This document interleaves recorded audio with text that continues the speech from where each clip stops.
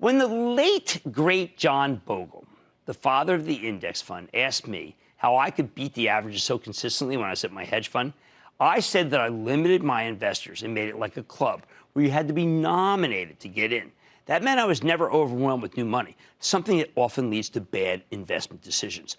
Bogle said if everyone did that, they could have much better records too. And maybe that was the real secret sauce of my hedge fund's multi-year outperformance. I know Jack Bogle thought it was. That's why, as a general rule, if you're going to invest in mutual funds, you don't want to be in an actively managed one. The fees are too high, and the evidence that the bulk of them underperform is too staggering.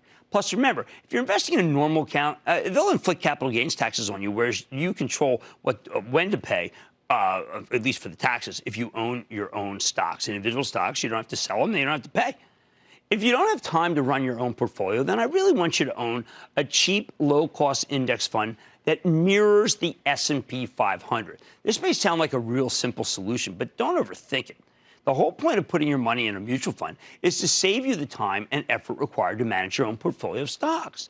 That's why I think it's insane when people start owning multiple mutual funds. By its very nature, funds should be diversified. Now, I know there are a lot of sector-based mutual funds and ETFs out there, but there's really no reason for homeowners like you to have any exposure to those.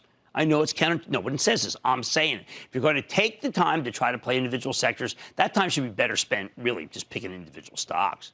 As for ETFs, in most cases, these vehicles are for trading, not investing.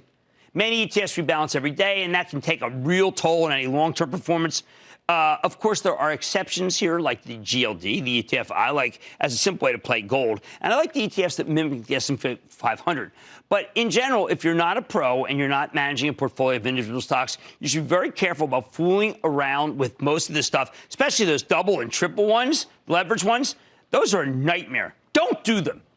Here's the bottom line.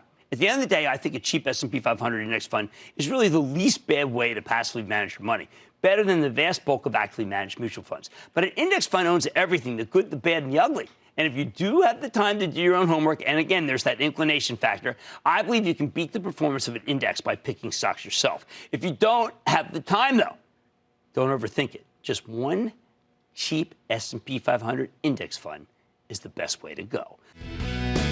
Don't miss a second of Mad Money. Follow @Jim Cramer on Twitter. Have a question? Tweet Cramer. #MadTweets. Send Jim an email to madmoney@cnbc.com or give us a call at 1-800-743-CNBC. Miss something? Head to madmoney.cnbc.com.